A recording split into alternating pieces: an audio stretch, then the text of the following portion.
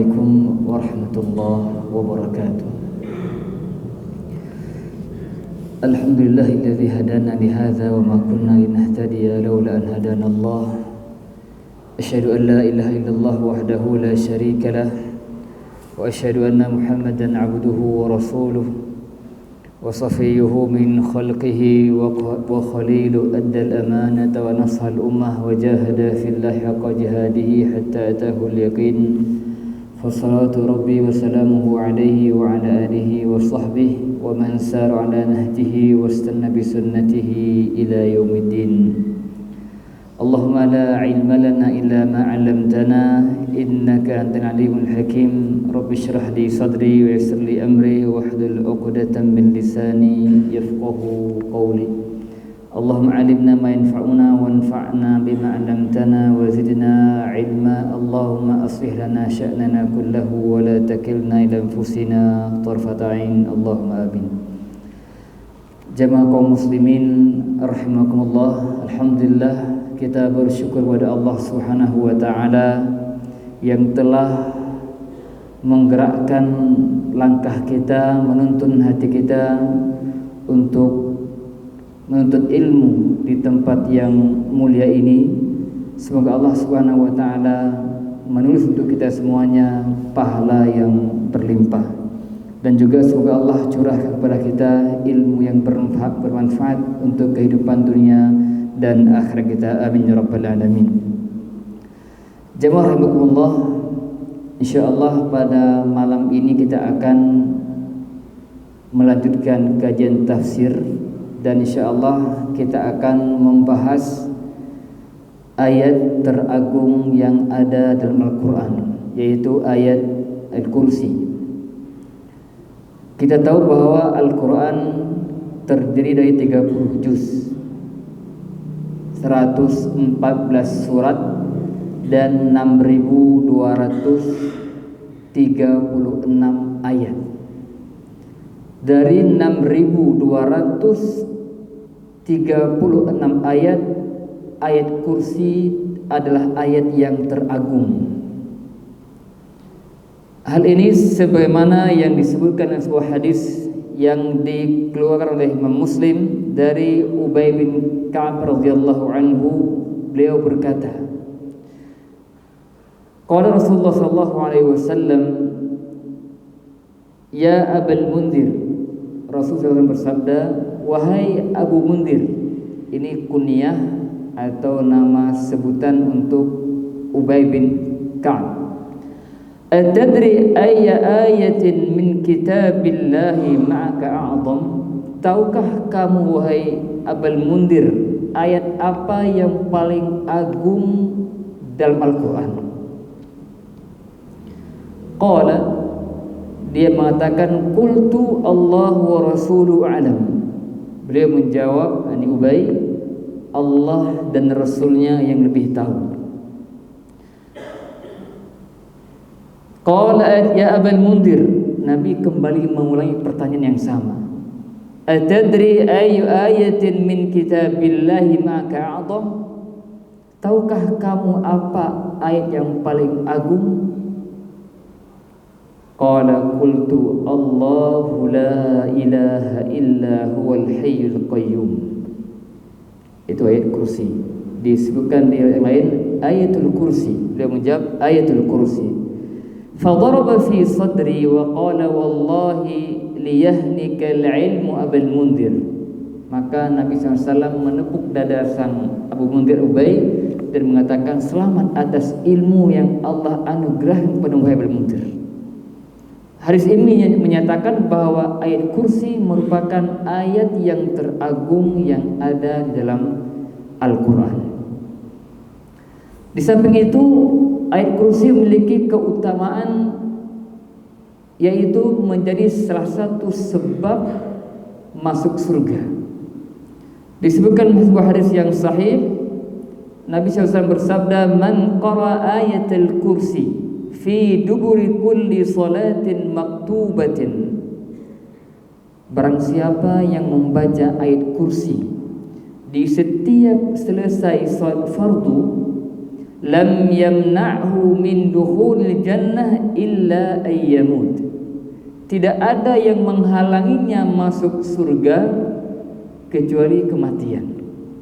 Artinya membaca ayat kursi ini di setiap akhir salat fardu setelah selesai salat itu memiliki keutamaan sebab seseorang itu masuk surga.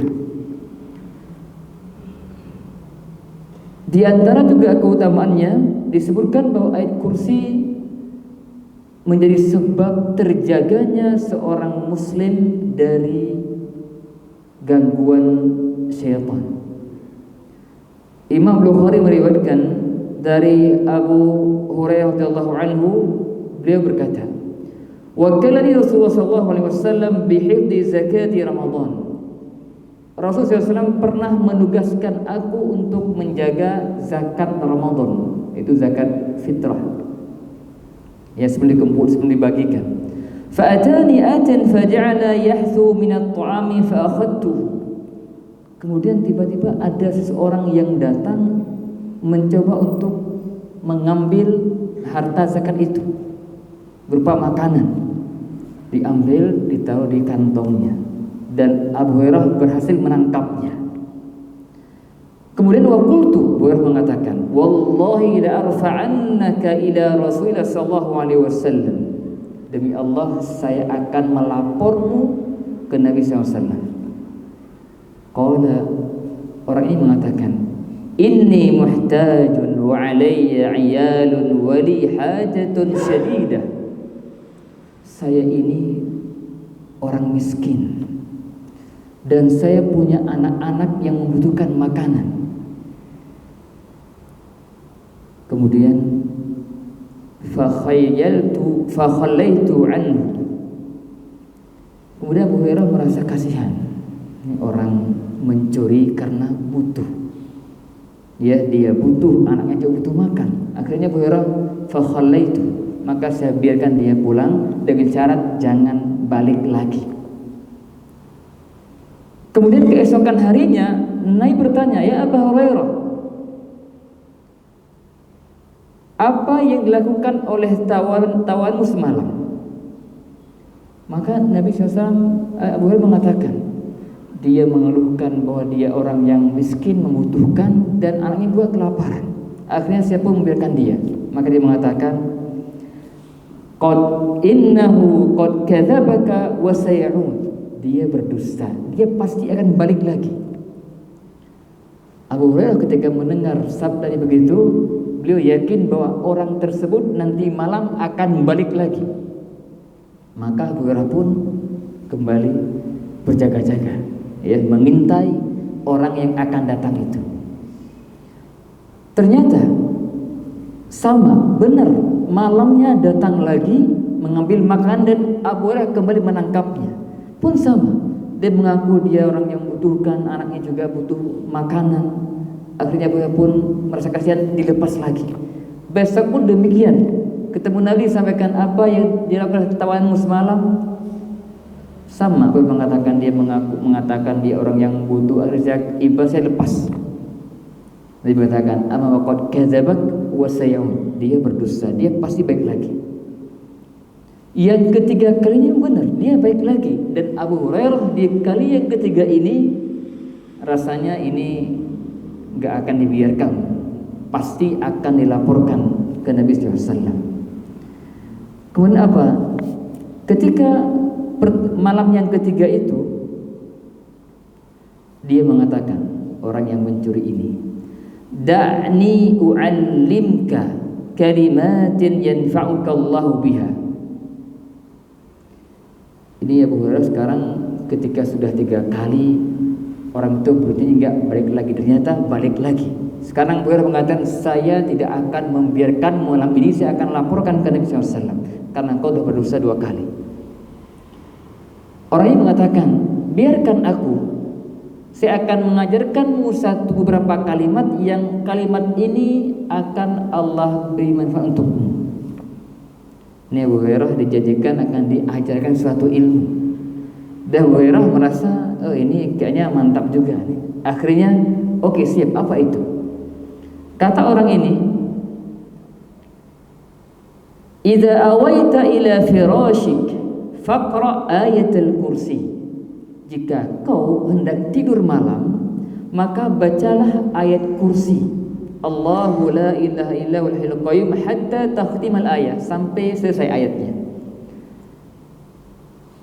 Fa innaka lan yazala 'alaika minallahi hafizun wa la yaqrabannaka syaitan hatta tusbih.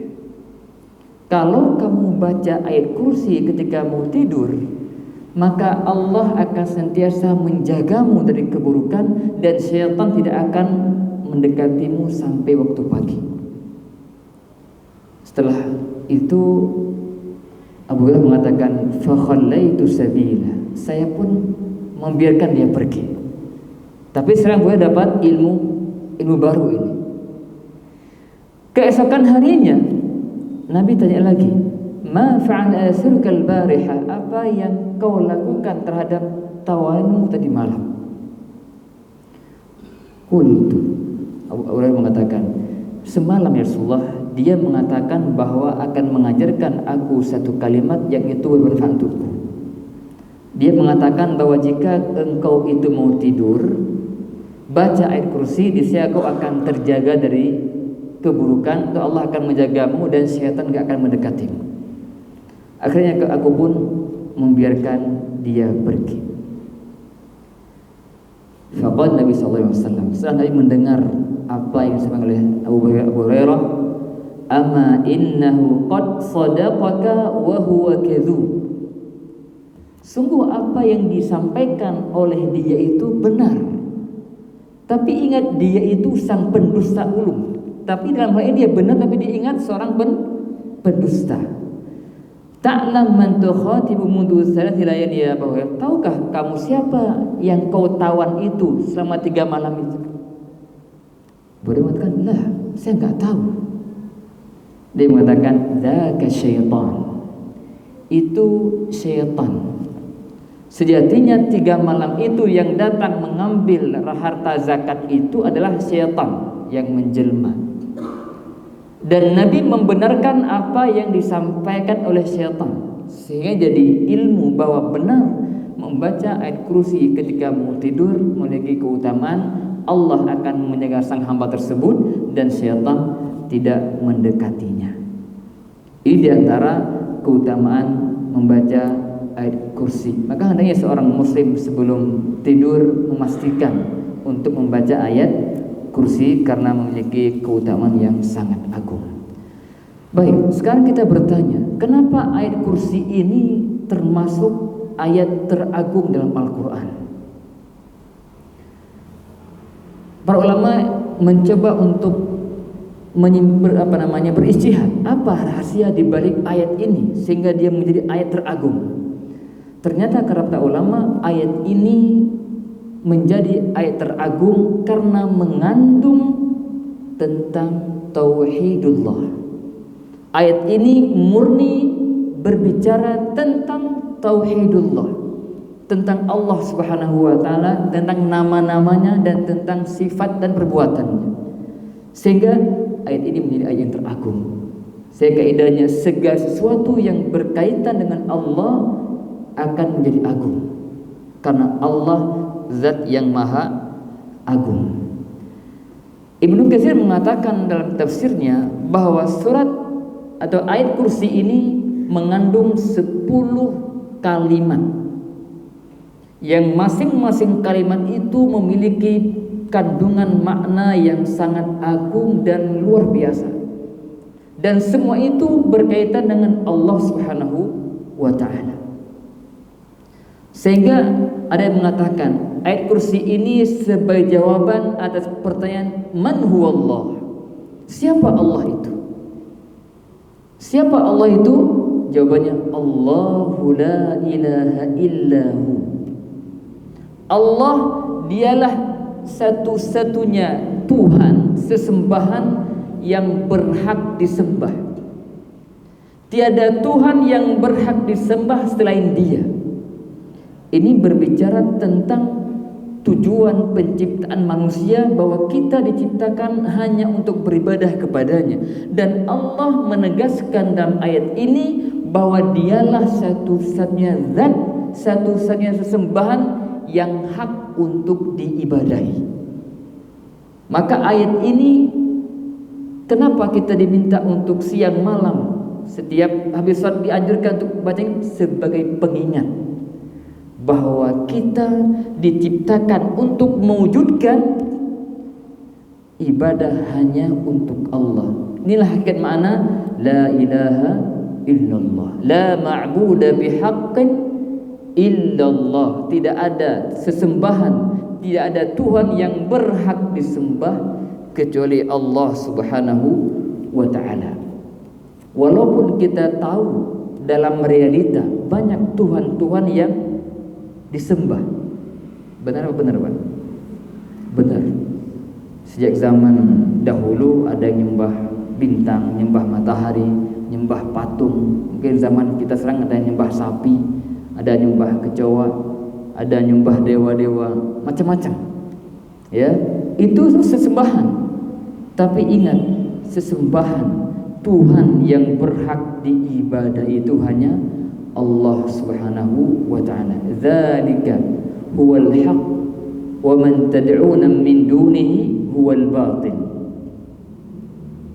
Yang kalian sembah itu adalah Allah yang hak, dan semua yang kalian seru selain Dia semua itu batil.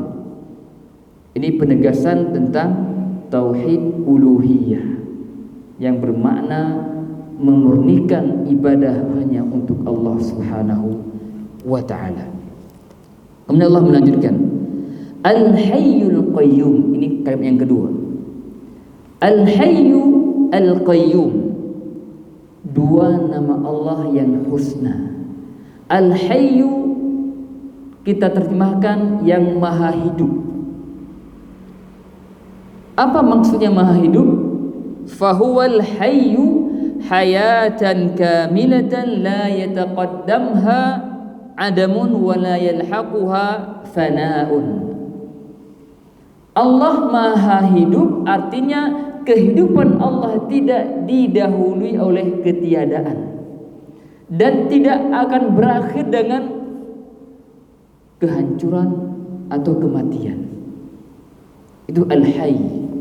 Adapun manusia, ia hidup, tapi hidupnya manusia tidak sempurna. Kenapa? Karena sebelumnya tidak ada.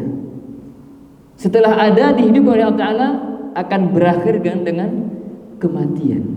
Sehingga kehidupan Allah adalah kehidupan yang kamilah, yang maha sempurna. Al-Qayyum ay al-Qaimu binafsihi. Allah berdiri sendiri, artinya tidak membutuhkan kepada siapapun. Al-muqimu jami'a khalqihi bil ijadi war rizqi wat tadbir.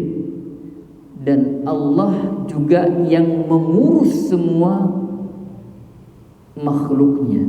Artinya selain Allah semuanya itu bisa hidup, bisa berbuat atas kehendak Allah Subhanahu wa ta'ala. Artinya Allah lah yang mengurus makhluknya, dan Allah tidak butuh kepada makhluknya. Qaimun bi nafsi, artinya dia Allah berdiri sendiri, dan di samping itu Allah juga yang mengurus makhluknya terus menerus. Sehingga ini sifat Allah yang sangat agung. Allah memiliki kehidupan yang mutlak, yang sempurna, dan Allah mengurus makhluknya dengan sempurna,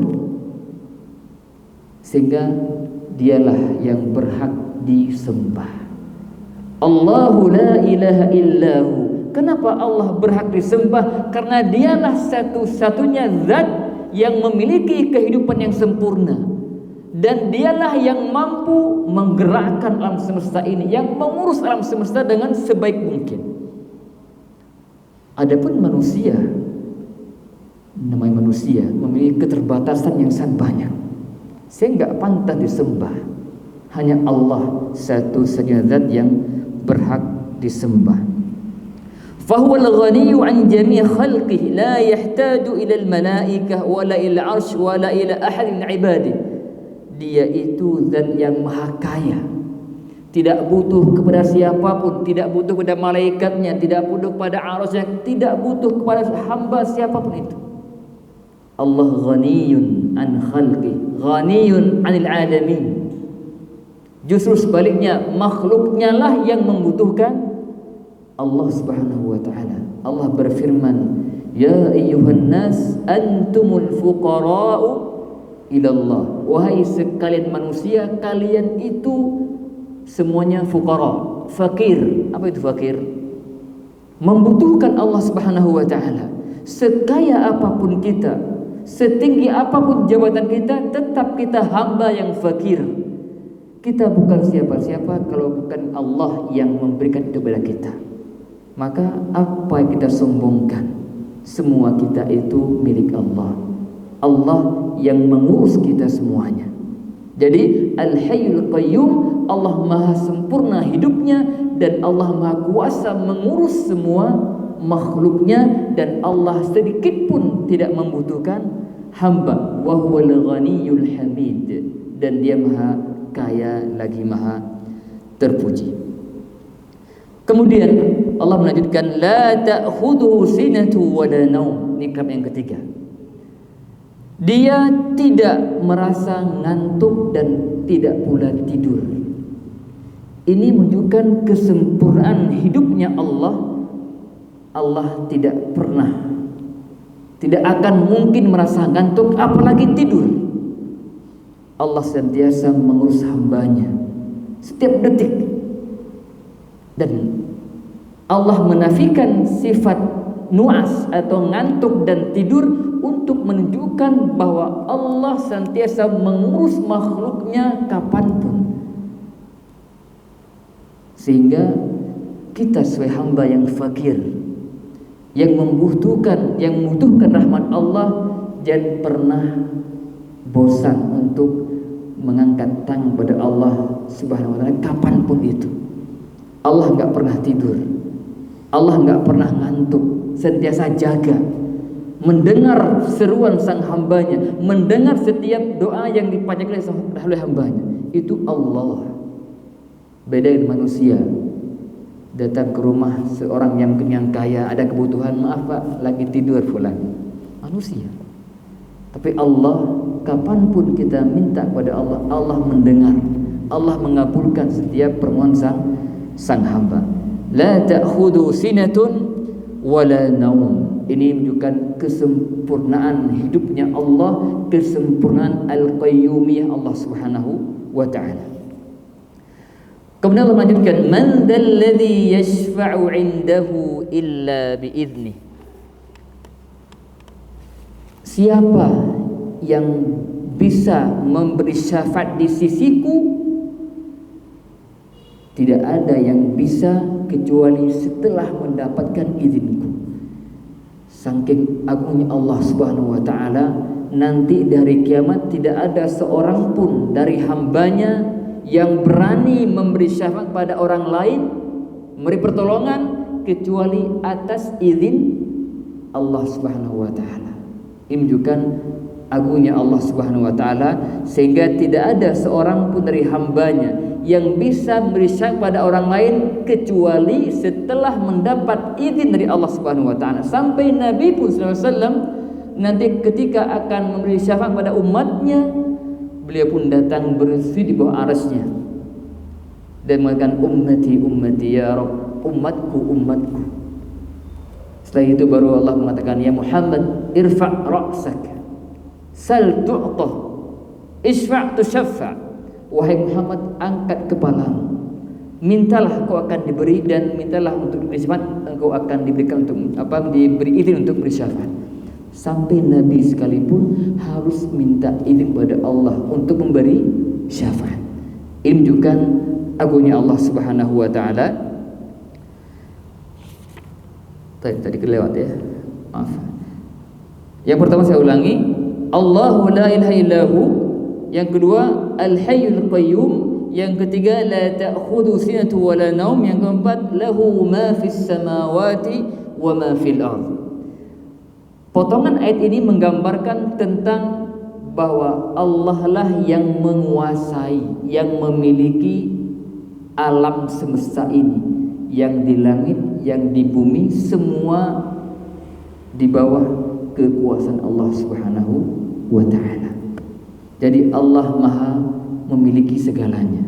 Semua yang kita miliki hakikatnya itu milik Allah Subhanahu wa ta'ala. Kita hanya mendapatkan titipan saja dari Allah Subhanahu wa ta'ala, apapun itu. Kapanpun Allah berkehendak untuk mengambilnya, Allah berhak untuk itu, karena itu miliknya. Lahu ma fis samawat, apapun yang ada di langit itu milik Allah. Apapun yang di bumi, apapun itu bentuknya, itu milik Allah Subhanahu wa ta'ala. Ini menunjukkan bahwa kepemilikan Allah itu mencakup alam semesta. Kenapa? Dia Rabb, Al-Malik, Al-Malik. Dia raja dan dia memiliki segalanya. Ini Allah yang kita sembah. Maka ayat seperti ini hendaknya membangkitkan semangat dan jiwa kita bahwa Rabb yang kita sembah itu Rabb yang memiliki alam semesta ini, semua di bawah kekuasaan Allah Subhanahu wa ta'ala. Maka minta kepada Allah apa yang kita inginkan, karena Allah mampu melakukan semua hal. Lahu ma fis samawati wa ma fil ardh. Man dzalladzi yashfa'u 'indahu illa bi'idzni. Siapa yang bisa memberi syahadat di sisinya? Tidak ada kecuali yang telah mendapatkan izin dari wa ta'ala. Kemudian berikutnya, ya'lamu ma baina aydihim wa ma khalfahum. Dia Allah Ta'ala Maha mengetahui apa yang akan terjadi, apa yang di hadapan kalian, di hadapan mereka, wa ma khalfahum, di belakangnya. Jadi ilmu Allah itu maha luas. Allah mengetahui apa yang sudah terjadi dan yang akan terjadi, Allah tahu semuanya. Disebutkan dalam ayat yang lain, innallaha la yakhfa 'alaihi syai'un fil ardi wala fis sama. Sebenarnya Allah itu tidak ada satupun yang tersembunyi dari ilmunya, baik di langit maupun di bumi. Dimanapun kita berada, Allah tahu. Ini menunjukkan betapa luasnya ilmu Allah Subhanahu wa ta'ala. Allah berfirman di surah yang lain, Rabbana wasi'ta kulla syai'in rahmatan wa ilma. Rabb kami, rahmatmu dan ilmumu meliputi segala sesuatu. Jadi dimanapun kita berada, apapun yang kita lakukan, bagi Allah tidak ada yang tersembunyi. Semua Allah tahu. Maka waspada dari melakukan hal-hal yang tidak Allah sukai. Dan pengetahuan Allah atau ilmu Allah itu sangat detail, ya, sangat detail. Disebutkan dalam ayat, ya, misalnya di surah Hud ayat 6, wa ma min dabbatin fil ardi illa 'ala Allahi rizquha. Tidak ada hewan melata pun satupun di kaum ini, termasuk manusia di dalamnya, melainkan Allah yang memberi rezekinya. Wa ya'lamu mustaqarraha wa mustawda'aha. Dan Allah mengetahui di mana tempat mereka berada itu. Hewan-hewan semua Allah tahu di mana tempat beradanya. Dan ketika mati pun Allah tahu kemana mereka akan berakhir. Ini saking detailnya ilmu Allah Subhanahu wa ta'ala. Di ayat disebutkan bahwa wa indahu mafatihul ghaib la ya'lamuha illa hu. Allah memiliki kunci-kunci ilmu ghaib yang tidak ada yang tahu kecuali Dia. Wa ya'lamu ma fil barri wal bahri. Allah tahu apa yang ada di darat dan di laut. Apapun yang ada di daratan, jumlah pohon kayu, berapa daunnya, di mana saya tumbuh, semua Allah tahu detail. Dan juga di lautan, ya, berapa jumlah ikannya, berapa kedalamannya, seterusnya semua Allah tahu itu. Ya'lamu fil barri wal bahri wa ma tasqutu min waraqatin illa ya'lamu. Bahkan tidak ada satu daun pun yang jatuh melainkan Allah mengetahuinya. Bahkan tidak ada satu biji pun di kegelapan malam di bumi, ada sesuatu yang basah, sesuatu yang kering, melainkan semua itu Allah tahu dan semua itu tertulis di Lauhul Mahfuz. Ini menggambarkan kepada kita bahwa ilmu Allah itu sangat luas. Al-Alim, yang maha mengetahui. Maka kita sehebat apapun ilmu kita, maka kita tidak ada apa-apanya. Maka di ayat berikutnya Allah menegaskan betapa manusia itu ilmunya sangat cetek. Wala yuhituna bi syai'in min ilmihi illa bima syaa. Dan tidak ada seseorang pun yang dapat meliputi ilmu Allah kecuali apa yang Allah kehendaki. Maknanya yang pertama kata para ulama, bahwa kita tidak tahu tentang Allah, tentang nama-namanya, tentang sifatnya, tentang perbuatannya kecuali sebatas yang Allah beritahukan kepada kita atau Nabi SAW. Saya itu nggak tahu. Atau yang kedua, perbandingan ilmu Allah dengan kita sangat jauh. Kita tahu hanya sebatas apa yang Allah kasih tahu tentang ilmu-ilmu agama atau ilmu dunia. Ilmu-ilmu dunia yang sekarang diketahui oleh manusia, itu Allah yang izinkan ilmu itu terungkap. Sebatas yang Allah izinkan, apapun itu ilmunya, ya, teknologi yang berkembang itu sebatas yang Allah izinkan. Dan Allah izinkan sesuai yang Allah kehendaki. Mungkin nanti ke depan Allah berkehendak ada ilmu lain yang muncul yang sekarang belum diketahui. Itu semuanya atas kehendak Allah. Manusia tahu ilmu itu hanya sebatas yang Allah tunjukkan kepada mereka. Kalau Allah enggak berikan itu, mereka enggak tahu siapapun dia. Sejenis apapun itu manusia, kalau Allah enggak berikan ilmu kepada dia, tidak akan tahu, ya. Wasi'a kursiyyus samawati wal ardh. Kursinya meliputi langit dan bumi. Kursi itu adalah satu makhluk Allah yang sangat besar. Ya, disebutkan bahwa kursi itu ada di langit yang ketujuh, di atas yang ketujuh. Dan di atas itu ada arsy.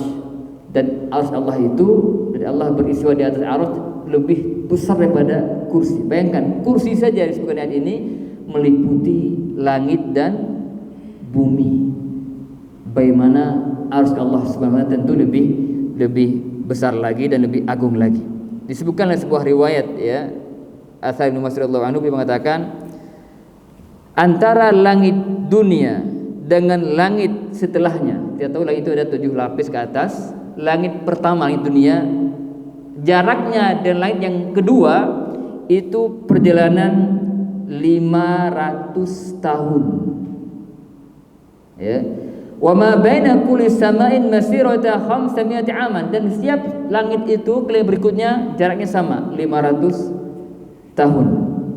Wa ma baina as-sama'i sabiyah wal kursi, dan jarak antara langit yang ketujuh dengan kursi itu nasirah 500 juga sama, 500 tahun.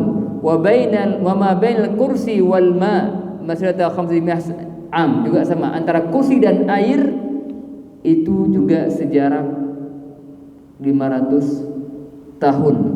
Wal arsy 'alal ma wallahu azza wa jalla al arsy ya'lam ma antum, dan antara air dengan arsy itu sejarak 500 tahun juga. Dan arsy Allah itu di atas air, dan Allah beristiwa di atas arsy. Ini asar ini, atau ini menggambarkan bahwa makhluk Allah yang bernama kursi itu sangat besar, dan arsy-nya pun lebih besar daripada kursi. Ini menunjukkan betapa Allah Maha besar dan Maha agung. Wala ya'uduhu hifdhuhuma wa huwal 'aliyyul 'azim. Wala ya'uduhu hifdhuhuma. Katakan di sini, wala yuzkirullaha wala yut'ibuhu wala yashukku 'alaihi hifdhus samawati as-sab' wal ardi wa ma fihi min al-khalq. Bahwa Allah, tadi di awal kita katakan Allah mengurus alam semesta ini, Al-Qayyum, Tapi di potongan ini mengatakan Allah tidak pernah merasa lelah atau capek atau keberatan dalam mengurus atau menjaga langit dan bumi. Allah mengurus semua alam semesta dan Allah tidak merasa capek dengan hal itu. Allah Maha sempurna, Maha segalanya. Sehingga apapun yang Allah perbuat itu berdasarkan atas kesempurnaannya. Sehingga tidak ada sedikit pun sifat yang kurang disematkan kepada Allah. La, semuanya adalah sempurna. Nama-namanya sempurna, Asmaul Husna. Sifat-sifatnya mulia, sempurna. Semua yang Allah lakukan juga sempurna. Wala ya'uduhu hifdhuhuma. Allah menjaga langit dan bumi dan tidak sedikit pun membuat Allah itu berat. Kenapa? Allah Rabbul Alamin. Allah yang menguasai dan memiliki semuanya. Kemudian Allah firman dengan firman-Nya wa huwal aliyyul azim. Ini dua nama Allah yang husna. Di ayat ini ada 5 nama Allah disebutkan. Yang pertama Allah. Allah itu nama intinya. Semua nama lainnya kembali ke Allah. Ar-Rahman salah satu nama Allah, Ar-Rahim salah satu nama Allah, Al-Hayyu salah satu nama Allah. Enggak sebaliknya. Enggak dibilang Allah dia nama Ar-Rahman, tidak. Karena Allah nama inti. Ya, selain nama itu semua kembali kepada Allah. Dan yang keempat Al-Ali. Dan yang kelima Al-Azim. Allah Al-Hayyu Al-Qayyum Al-Aliyyu Al-Azim. Ada 5 nama Allah yang disebutkan di ayat kursi. Dan Al-Aliyyu itu bermakna yang maha tinggi. Ketinggian Allah itu bermakna tinggi zatnya. Allah berada di atas langit yang ke-7, beristiwa di atas arasy-Nya. Ini tinggi zat. Dan tinggi sifatnya. Sifat Allah maha tinggi semuanya. Dan tinggi al-qahar, artinya tidak ada satupun yang dapat mengalahkan Allah Subhanahu wa taala. Allah maha tinggi, maha kuasa atas segalanya. Wa huwal aliyyul azim. Al-azim maha agung, maha besar. Dan Allah menutup ayat ini dengan al-azim, menunjukkan bahwa karena Allah maha agung sehingga Allah melakukan semua apa yang disebutkan di sebelumnya. Allah mengurus hambanya, ya, siang malam. Allah enggak pernah tidur, Allah enggak pernah ngantuk, Allah enggak pernah merasa capek ketika mengurus hamba. Semua itu karena Allah maha sempurna. Karena Allah maha sempurna, sehingga ayat ini hendaknya senantiasa kita baca dan kita ingat-ingat kandungan yang terkandung di dalamnya. Saya ulangi, kenapa kita dianjurkan? Ya, setiap hari kalau kita sholat fardu 5 kali kita dianjurkan untuk baca ayat ini. Sebelum tidur pun dianjurkan untuk baca ayat ini. Untuk apa? Untuk mengingatkan kandungan ini. Kalau kita mengerti ayat ini, memahaminya, mentadabburinya, mengamalkan kandungan-kandungannya, maka kita akan terbebas dari kesyirikan. Kenapa? Karena ayat ini mengajarkan kita tentang hakikat ketauhidan, memurnikan tauhid. Dari awal ayat Allah telah menegaskan Allahu la ilaha illahu. Dan ingat, mewujudkan tauhid ini adalah tujuan kita diciptakan. Kita semua hafal ayat wa ma khalaqtul jinna wal insa illa liya'budun. Tidaklah aku ciptakan jin dan manusia kecuali untuk mentauhidkanku, untuk beribadah hanya kepadaku. Sehingga ayat ini hendaknya menjadi perhatian kita. Ajarkan keluarga kita, ingatkan mereka untuk mengamalkan sunnah membaca ayat kursi. Pertama di setiap akhir selesai salat fardu, yang kedua sebelum tidur. Ingatkan, jangan lupa baca ayat kursi sebelum tidur. Biasakan itu, ya.